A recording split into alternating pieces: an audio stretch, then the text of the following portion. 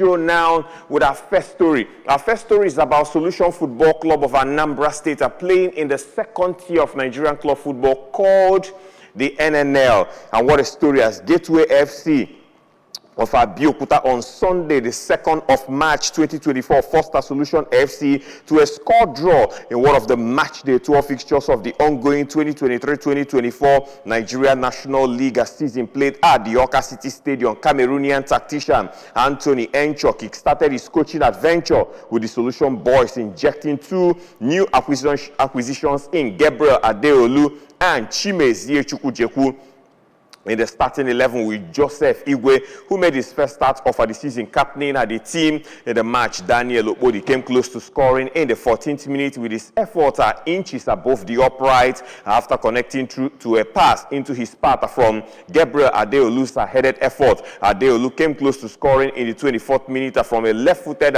belter that was from over 35 years out, which came off the upright at Gateway FC goalkeeper Joshua Oladeji calmly saved the Okpodi's header from the rebound in the match. And 5 minutes into the second period, the center referee awarded a spot kick to the home side after Jamiu Amusata fouled Daniel Okpodi inside the box, and the lanky forward stepped up, sending Gateway FC shotstopper the wrong way to give his side a deserved lead. The lead lasted for just 2 minutes as Babatunde Taofik restored a parity for the visitors in the 54th minute, slotting his effort into the bottom right corner off at the post after befuddling Solutions as Solomon Akpan, who tried to make amends from Ike Prieza, poorly timed the header off Kabiru Popola's true ball. The Abeokuta base side held on, soaking up the pressure and defending stoutly to ensure they ran out with a point from the Awka City Stadium. Solution FC, who are now without a win in their last 4 matches, will seek a redemption when they travel to Lagos to engage Inter Lagos FC for match day 13 program, and that's coming up this weekend in Eko. So Solution FC, not the best of time for them, a dip in form at this point in time. It happens to most teams. Not quite surprised, but I know the team will definitely bounce back from the moment of a reckoning to a point of a redemption. It may even start this weekend in the game against Inter Lagos FC. So you may as well put Solution FC in your prayers, and let's see if they'll have a better form as the season progresses. They just started the second stanza of the Nigeria National League, and let's see how it goes. I will wish all the very best to Solution FC as they get set to travel to Lagos to take on Inter Lagos FC, a match day 13 program of the Nigeria National League. Elsewhere, let's tell you that the Nigerian pillar of sports, Chief Donatus Agu Ejidike, has commended the Super Falcons of Nigeria for their dogged performance against the indomitable Lionesses of Cameroon in the ongoing Paris 2024 Olympic Women Football Qualifier played at the Moshood Abiola National Stadium, Abuja, and that was a fortnight ago. Chief Ejidike gave the commendation recently at the corporate headquarters of the office of the Nigeria Pillar of Sports OMPS in Ilorin during an interaction with some pressmen shortly after the match. The Falcons had some days ago recorded a goalless draw in Yaoundé as the Ugandan referee ruled out 2 goals by Esther Okoronkwo for offside positioning. But in the second leg played in Abuja, and that was 2 Mondays ago, the Super Falcons secured a first half goal by Okoronkwo, which proved enough to secure passage into the next round and the finals round of the qualifier. The Anambra-born sports philanthropists therefore enjoyed the Randy while drums tutored the Falcons to remain focused on the final hurdle of the race to the Olympics, as South Africa have been proving a difficult nut to crack lately, having vastly improved over time.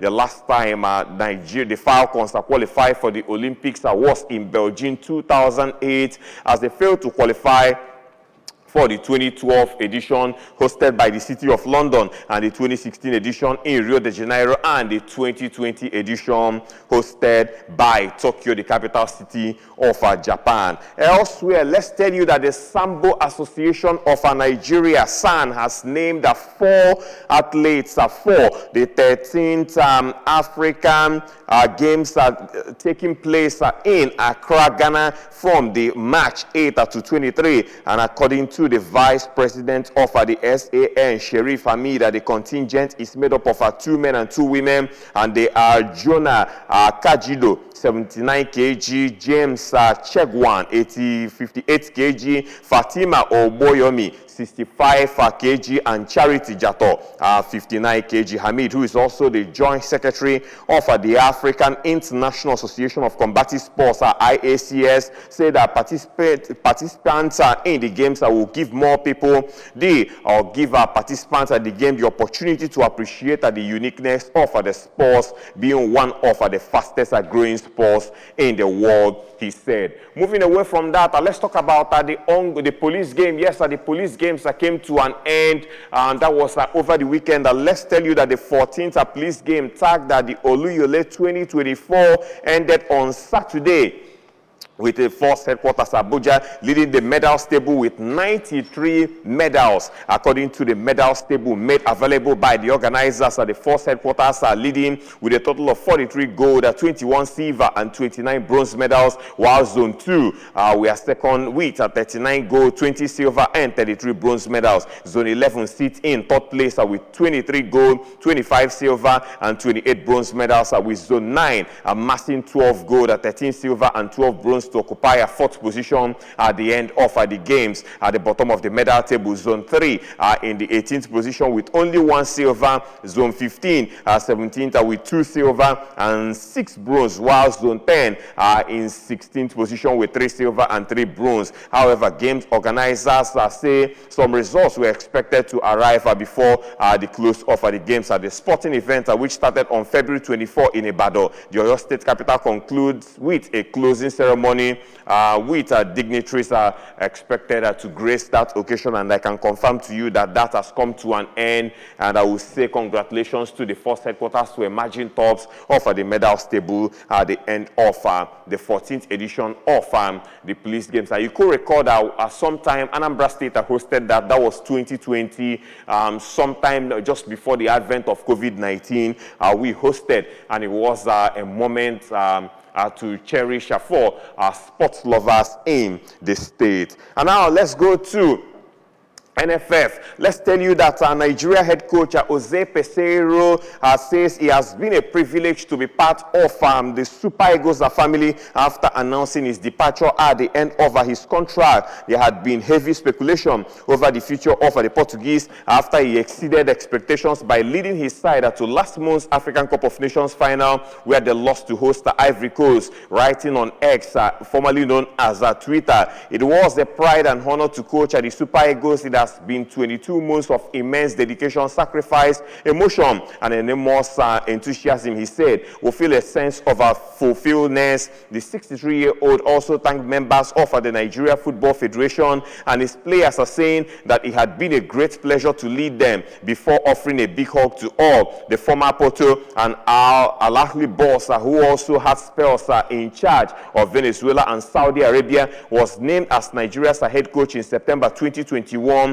although he did not formally take charge until May 2022 because of a disagreement over his contract. Issues around salary were not uncommon during his time in the hot seat, with Peseiro agreeing to take a pay cut in September last year in order to allow him to stay on and lead the Super Eagles at the African Nations Cup. With the NFF openly admitting to facing financial challenges, Peseiro's departure at the end of his contract has not come as a surprise, but with Nigeria having made a disappointing start to the 2026 World Cup qualifying campaign, finding a replacement that will be the Federation's next challenge. And at this point, we also have to inform you that Austin Eguavon is on interim capacity until the NFF finds a new coach. So we'll be watching out for that. Let's see what the NFF officials will do as regards getting a replacement for Jose Peseiro, or would the likes of Austin Eguavon remain on that seat? Time will tell in the course of it. And now to African scene, Algeria Football Federation, the FAF, has appointed experienced tactician Vladimir Petkovic to coach their men's national team. The Bosnian-born Swiss mentor was previously the head coach of the French side at Bordeaux, the Switzerland national team, a string of Swiss clubs, a Turkish club Samsunspor, and an Italian club Lazio. Petkovic replaced Jamel Belmadi, who left in January 2024. After the Zat Foxes failed to get past the group stage at the 2023 African Cup of Nations finals in Ivory Coast, the FAF issued the following statement indicating that the 60-year-old will be unveiled this Monday. We hear the FAF announced that the finalization of the agreement appointing the new national coach. A statement read, and I read, the Bosnian coach, Mr. Vladimir Petkovic, is the new national coach. The new national coach will arrive in Algiers this Sunday and will host a press conference on Monday. The statement read, Algeria are scheduled to take on Bolivia and South Africa in friendly matches, and that's coming up on March 22 and 26 respectively. Away from that, let's tell you that Wydad Casablanca's woes continued after the three-time CAF Champions League winners failed to make it out of the group stages of the season's competition. The Moroccan giants who lost to Al Ahly in the final last time made a poor start to their Group B campaign when they suffered a back-to-back 1-0 defeat against Waneng Galaxy and Aztecs Mimosas of Ivory Coast. And however, Fauzi Benzati's side kept their hopes alive by beating Simba of Tanzania on match day 3 and Galaxy on match day 5 to go level with Simbazi Reds on 6 points ahead of the final group game. And the Red Castle needed to beat Lesa Mimos and hope that the Tanzanian club has slipped up against their opponents from Botswana in order to progress to the knockout stages. And with that, did their part by winning 1-0 courtesy of Montase Latimi's 18th minute goal. But Simba hammered Galaxy by 6-0 to secure second place in the group due to a better head-to-head record. And Benzati will be feeling the pressure again after he initially resigned as head coach last month following a poor run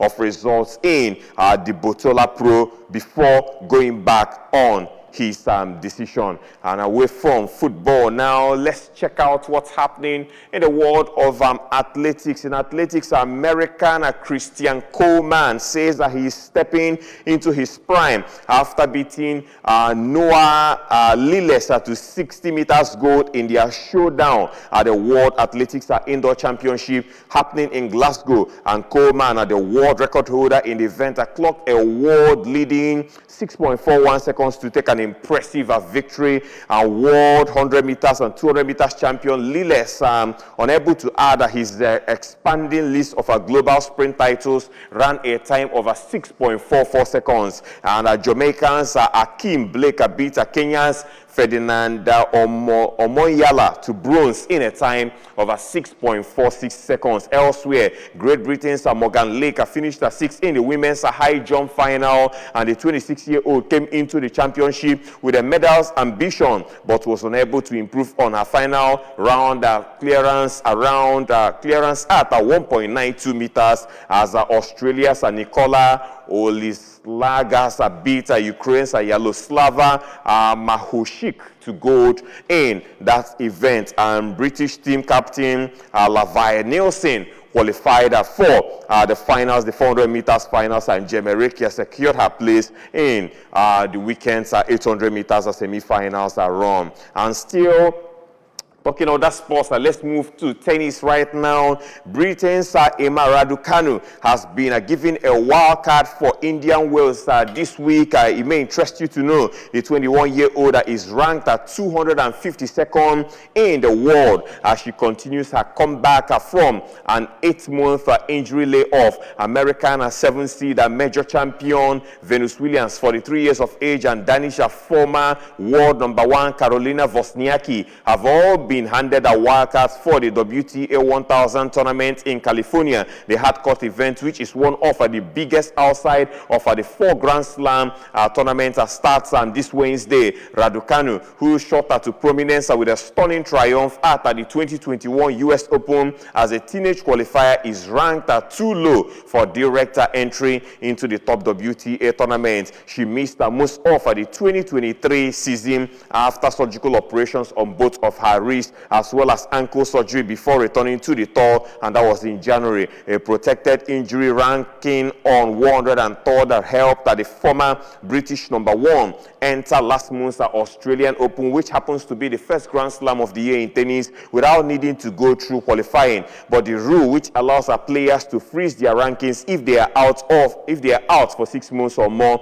has not enabled Raducanu to move directly into the Indian Wells men draw. She has also received a wildcard to play at the Miami Open, which starts on the 17th of March. Raducanu, who reached at the last 16 at the Indian Wells a year ago, has not played since she lost to Ukraine's Angelina Kalinina in Doha, and that was on the 12th of February. And lastly, on tennis, let's tell you that Andrei Rublev had been disqualified from the Dubai Tennis Championships for unsportsmanlike conduct. The Russian second seed screamed in the face of a line judge following a disrupted call in the third set of the semi-finals with Alexander Bublik. And a Russian-speaking official told the media, Roland Hafel, that Rublev has won the line judge in Russian. And Rublev denied he was speaking Russian, but was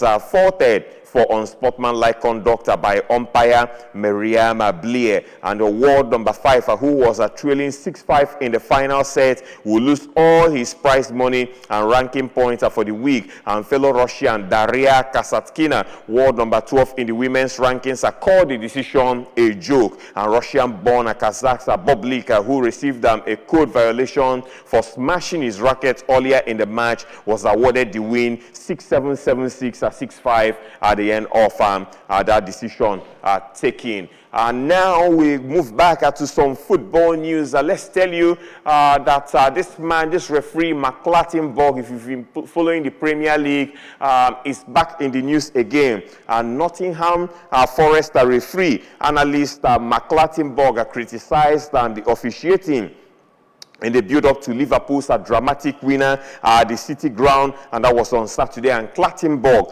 added he was not allowed into the referee's dressing room to speak to Paul Tierney after the game.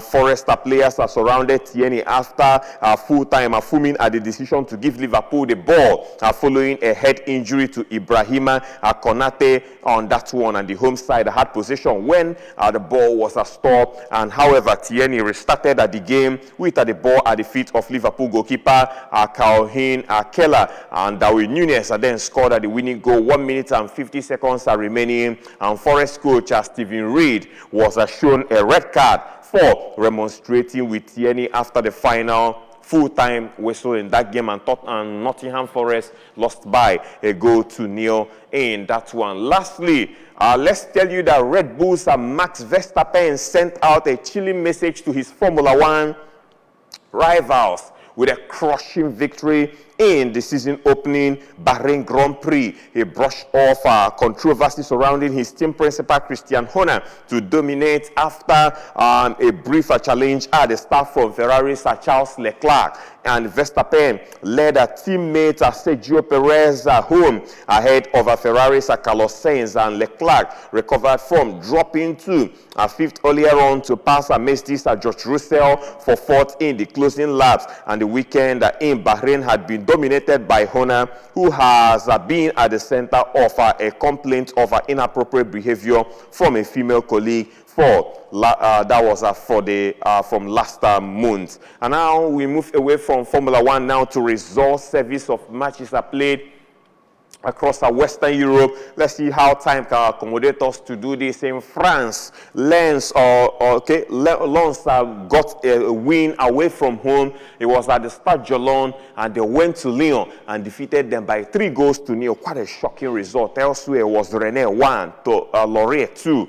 Brest defeated Le Havre by 1-0. It was Montpellier 2, Strasbourg 2, Nantes 0, Metz 2. Toulouse did not lose. This time they saw off Nice by 2-1. Clermont Foot 1, Olympique Marseille 5. We were obliterated at home. Reims 0, Lille 1. And Monaco played out a goalless draw against Paris Saint-Germain. In Germany, let's tell you that Hoffenheim defeated Werder Bremen by 2-1. It was Cologne nil, Bayer Leverkusen 2, and Bayer Leverkusen are not giving up. They want to extend the gap, and they are doing that in style, and I think they've extended it right now to about 11 points. And Wolfsburg 2, VfB Stuttgart 3, Bochum 1, Leipzig 4, Darmstadt lost 0-6 to Augsburg, Heidenheim 1, Eintracht Frankfurt 2, Mainz 1, Borussia Mönchengladbach 1, and Union Berlin nil, Borussia Dortmund 2, Freiburg 2, Bayern Munich 2. And what a weekend it was in Germany.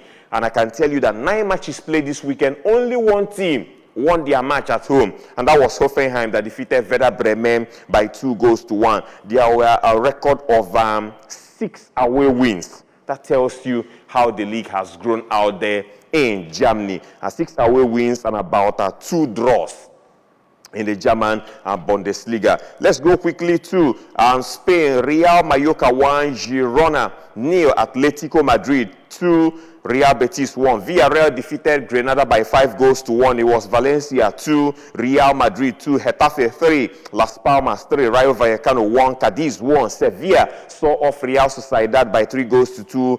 Celta Vigo 1, Almeria nil. Athletic Club played out a goalless draw against Barcelona. In England, Manchester City 3, Manchester United 1. Rashford's goal was not enough as Phil Foden moments of brilliance ensured City round out our winners, and there we saw a late goal scored by Erling Haaland as usual. Burnley nil, Bournemouth 2, Luton Town 2, Aston Villa 3. Brentford played out a 2-2 draw against Chelsea, was Everton 1, West Ham United 3. Fulham defeated Brighton and Hove Albion by 3-0. Newcastle 3, Wolverhampton Wanderers 0. Nottingham Forest Studio lost at home to Liverpool, and Tottenham Hotspur defeated Crystal Palace by 3-1. And tonight, 9 p.m. to be precise, Sheffield United will take on Arsenal.